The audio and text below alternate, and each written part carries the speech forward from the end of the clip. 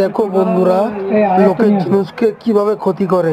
আমি একটি হোটেলের সামনে গাড়ি রেখেছিলাম, তো এরা এত পরিমাণে অত্যাচার করেছে, আমার প্লেট নাম্বারটাও ভেঙে দিয়েছে। দেখো, লাস্ট আমি যখন দেখি প্লেট নাম্বারটা ভাঙা, তখন আমি সিসিটিভি ফুটেজ চেক করে দেখছি। সিসিটিভি ফুটেজ চেক করে দেখার পরেই দেখছি একটি মেয়ে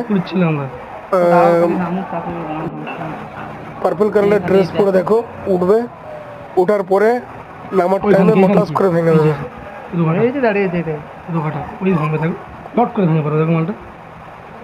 উপরে উপরে উঠে বসছে।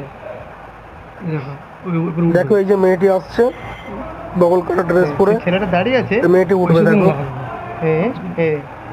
গাড়িতে উপরে উঠছে। দেখো, এই যে মেয়েটি উঠছে, দেখো উঠছে, এই যে উঠলো, নামার টাইমে ফলো করবে। মানে যা তা একটা, মানে পরের গাড়িকে পরের জিনিস মানে মনে করে না, নিজের মনে করে। নিজে ভেঙে দিল, ভেঙে দিল। আরেকজন দেখছে।